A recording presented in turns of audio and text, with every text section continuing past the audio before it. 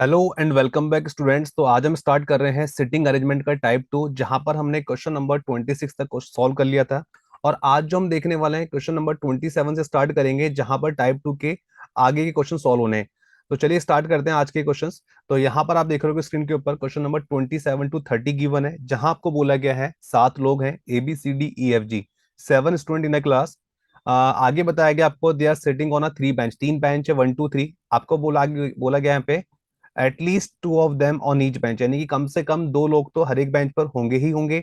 उसके बाद बोला गया है at least 1 girl on each bench. तो कुछ बात आपको ये बता दी गई है, आगे की इन्फॉर्मेशन आपको बता दी गई है, तो उस हिसाब से हम इसको ड्रॉ करते हैं और आगे बढ़ते हैं। तो चलिए स्टार्ट करते हैं। सबसे पहले क्या बोला गया, 7 लोग हैं और कितनी बेंच पर बैठे हैं, 3 बेंचेस हैं। तो मैंने यहाँ पे लिख दिया bench number 1, bench number 2 and bench number 3। तो 3 बेंच आपके पास आ गई है। आगे क्या बोला गया था, at least 2 of them on each bench, यानी कि हर एक बेंच पर कम से कम 2 लोग तो होंगे ही होंगे। तो यहाँ पर 2 लोगों की हमने प्लेस बना ली।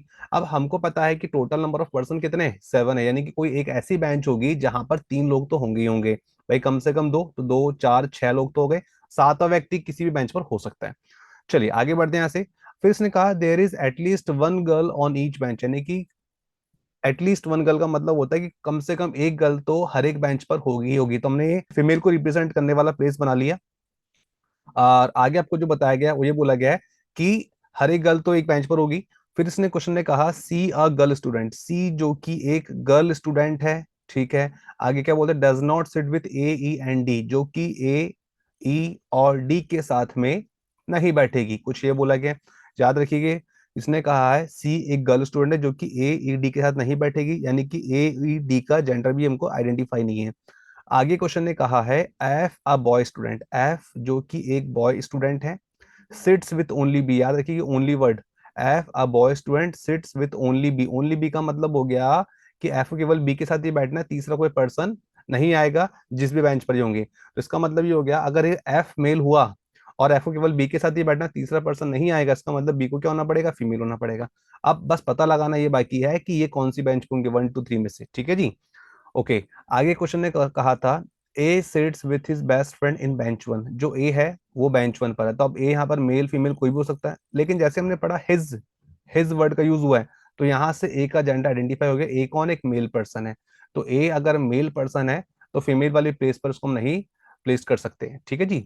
आगे क्वेश्चन ने बोला है जी सिट्स ऑन बेंच 3, तो जी को बैठना है बेंच 3 पे। We don't know what is the gender of G, G female भी हो सकती है यहाँ पर, जी मेल भी हो सकता है, लेकिन जी को आना है बेंच नंबर 3 पर ही। आगे क्वेश्चन ने कहा है E is the brother of C, यानी कि ई मेल है। E is the brother of C, यानी कि ई जो है वह भाई है सी का, सेम जनरेशन पे। तो ये आपका क्वेश्चन सॉल्व हो गया, मतलब क्वेश्चन हमने रीड कर लिया, स्ट्रक्चर सॉल्व हमारा बन चुका है। अब बस इंफॉर्मेशन को सिंप्लीफाई करना बाकी है यहाँ से। अब देखो जी, क्वेश्चन ने बोला था कि एफ को केवल बी के साथ बैठना है। हम देख रहे हैं बेंच नंबर 1 के ऊपर ए यहाँ पर अवेलेबल है, इसका मतलब एफ और बी का प्लेस यहाँ नहीं हो सकता। अब जी को भी बेंच नंबर 3 पर आना है, और हम जानते हैं एफ और बी के अलावा कोई हो नहीं सकता उस बेंच के ऊपर। इसका मतलब एफ और बी को आना पड़ेगा बेंच नंबर 2 पर। तो ये एफ मेल हो जाए और बी फीमेल हो जाए, तो ये एक प्लेस हो गया। और यहाँ से ओनली वर्ड बोला था, इसका मतलब तीसरा कोई बंदा अब इस बेंच पर नहीं बैठ सकता, ठीक है जी, ये रिजर्व हो गया इनके लिए। अब बात कर लेते हैं आगे। क्वेश्चन ने फिर बोला है कि सी को AE D के साथ नहीं बैठना है। तो अगर ए बेंच नंबर 1 पर है और सेकंड बेंच पर सी आ नहीं सकती है, तो सी को आना पड़ेगा बेंच नंबर 3 के ऊपर। तो सी आ जाए बेंच नंबर 3 पर और सी फीमेल है। अब थोड़ा ध्यान से देखो, सी के साथ कौन कौन नहीं बैठ सकता, भाई ए नहीं बैठ सकता, एक एक प्लेस खत्म। ई और डी भी नहीं बैठ सकते, ई मेल है, ठीक है, और डी भी नहीं बैठ सकती है। तो ध्यान से देखो, ई और डी दोनों नहीं आ सकते यहाँ पे, थर्ड बेंच पे आएंगे नहीं, सेकंड बेंच में मना कर दिया, यानी कि ई और डी को आना पड़ेगा फर्स्ट बेंच पर ही। अगर उसमें से अगर ई मेल है तो डी को क्या होना पड़ेगा, फीमेल होना पड़ेगा।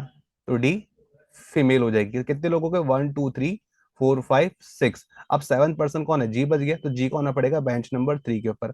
अब याद रखिए यहाँ पे जी का जेंडर हम आइडेंटिफाई नहीं कर पाएंगे, बिकॉज जी के रिगार्डिंग कुछ नहीं बोला कि हर एक बेंच पर कम से कम एक मेल बैठेगा।